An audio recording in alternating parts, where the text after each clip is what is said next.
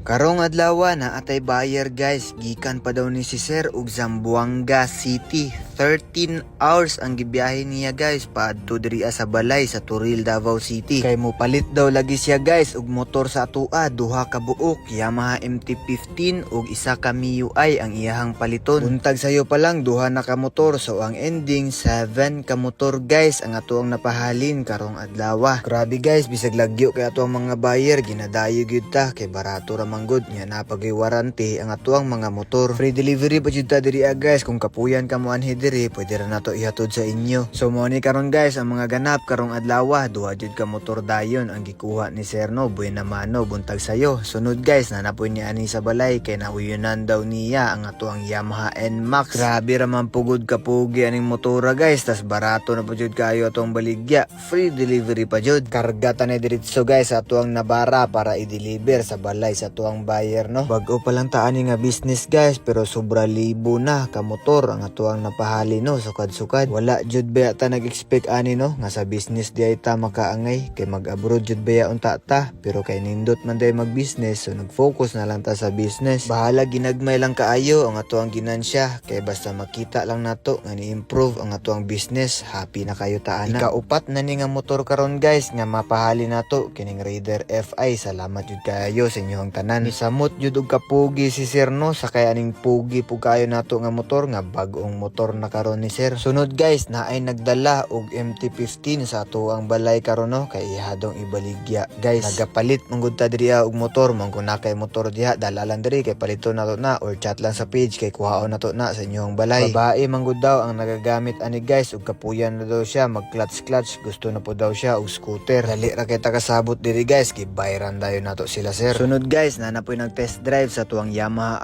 R3. Medyo mahalon na pud ni nga motor guys kay 170k na ni siya. Kapin ipaswap daw ni Sir ang iyahang isa ka motor kining NS 200 nga Kawasaki. Ipa test drive na nato kay Cedric guys, tanaw nato kung okay ba. Gi-check sa nato guys ang paper sa motor nila Sir ug after ana nagbinayra na dayon tano, bank transfer daw ang gamiton nila Sir nga pambayad kay mag-add sila ani og cash. 100k kapin paghihapon ang ma-add nila Sir no, bisan pag idugang na nila ang ilahang motor kay medyo mahalon gyud ni ang R3 guys. Mauni ang ilahang ipaswap sa to ano NS200 nga Kawasaki plus 100k kapin nga cash. Bank transfer daw sila guys mong nata diri sa sakyanan kay para mag-charge. Humana to guys ni pasin na sila no, Jensan pa daw ni sila guys. Mauli salamat jud kayo sa pagsalig. Deliver na nato karon guys ang NMAX nga kaganihan no after atong R3. Sunod guys na naputay buyer Raider FI, bayad na ni diretso wa na duha-duha wa na gani gi-test drive ni Sir. Mao ni si Sir guys nga atuang buyer, lahi ra jud no basta Raider FI kay mo pugi jud ang mag-drive. Sunod guys na napoy ni anhi kay ipaswap daw niya ang iyang KLX sa atuang Aerox. Add lang gyapon siya cash ani gamay guys kay mas mahal pa gyapon ang Aerox compare sa KLX ni Sir. Medyo nagabin-an gyud ani guys, pero ana gyud ang negosyo mapakadlawon og gabi ato ag yung atubangon ato ang customer. Human ato tanan guys na napud tay naabot no na mga motor ni dagan og 10 ka motor ang ato ang nakuha karong adlaw.